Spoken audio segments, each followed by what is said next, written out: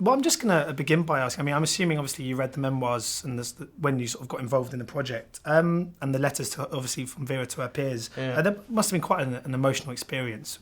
I mean, most people sort of get a script, but to have all of this must have been quite overwhelming, I guess. Yeah, of course it is. Of course it is, particularly when you are wanting to create one of the people you're reading. So you're attempting to be about as empathetic as you can possibly be, but in the nicest possible way. It was actually it was lovely. It was actually quite exciting to read those things in many ways, because you're just sort of imbibing texture and richness, hopefully, into what will be your study of that character. But yeah, undoubtedly, it is so. I think it's something about Vera experiencing this string of loss as well that makes it all the more tragic. It's you're feeling it with her. With each loss of life, you're feeling that thing knock her down every time. So yeah, of course it was. And when you sort of watch the film back, because it is an immensely emotional piece and it's certainly sort of made me cry, are you able to get caught up in it as an audience member would, or is that a bit too difficult when you're involved in the project yourself? Yes. So, for example, the bit where Vera thinks she's about to get married and that phone call comes and the aftermath of that. Edward, although, you hear him in voiceover, is absent. He's off, he's away. So that bit especially, but I'd be lying if I said that the bits that I'm in I can get really swept up in, just because I just look at it and see me, and you're always naturally quite a bit scrutinising of your own performance. But yeah, I can recognise that it's a really great film. Yeah. And were you able to kind of relate to Edward in any sense? I mean, obviously, sort of not too sort of far away in age, but I mean, he's a young boy leaving his house and moving away, and kind of, he's off going to war. But were you able to kind of, and obviously it's completely different, but try and kind of connect to him in a sense of leaving home and kind of going off into a different world to your own, as you did with course, acting? Yeah, and I think, that's it. I mean, getting the part of Edward was a young person's sort of part of their dream coming true in terms of my experience. And Edward is a kind of young man who's also working, who also would like to work in a creative field and do something musical.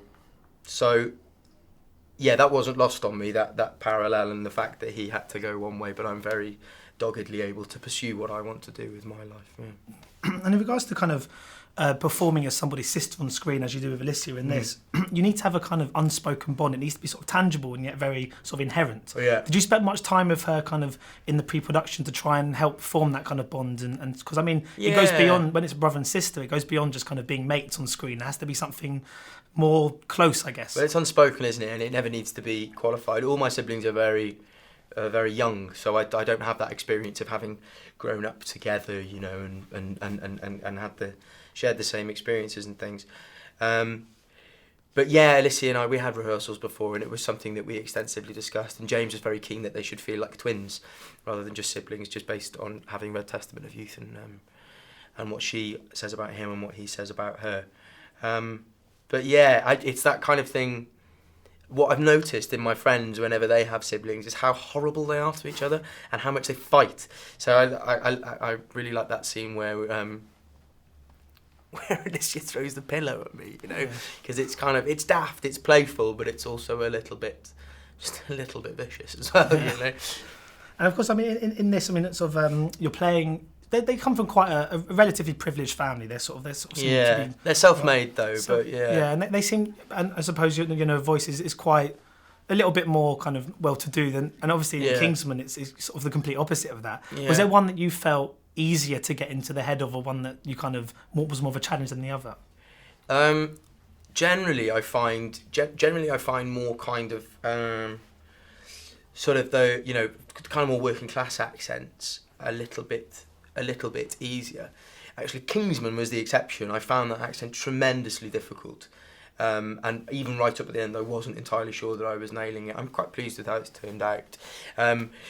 Speaking in sort of heightened received pronunciation is something that I find quite difficult, because I find that I quite often never really stop thinking about it, and I worry that it makes me a bit stiff, But hopefully that's not the case. But yeah, it's interesting. But it's lovely being able to work in different dialects like that, you know. And does this feel a little bit like The Quiet Before the Storm for you? Because obviously with this and Kingsman coming out within the next sort of couple of weeks, there's going to be a time quite soon where you probably can't walk down the street without somebody asking for a picture. Are you prepared for that? I don't think you can be. Can you? It has something. I've had a year to think about it though. You know, it was a year ago that Kingsman and Testament happened for me. You know, it's happening for everyone else now. But I've kind of known that to some degree life will change. I suppose it depends. I'm not about to turn into Matt Damon, but it could happen a little bit. But I guess you learn how to deal with that stuff by it happening. Really, you can't. I don't know if you can prepare. Just nice to know that in a couple of weeks people have a choice of Taron Egerton movies to choose from in the cinema. Well, that's not quite a nice thing. Yeah, my back catalogue. Yeah. Yeah. So yeah, no, it's great, and I love how different they are as well. Brilliant. Well, thank you so much for your time today. It's much appreciated. Yeah, thanks, Thank you. Cheers. Thank you. Ladies and gentlemen, you're watching Hey You Guys! Hey You Guys, huh? Hey, you guys. Is that from the Goonies? It is indeed, yeah. Nice. Hey.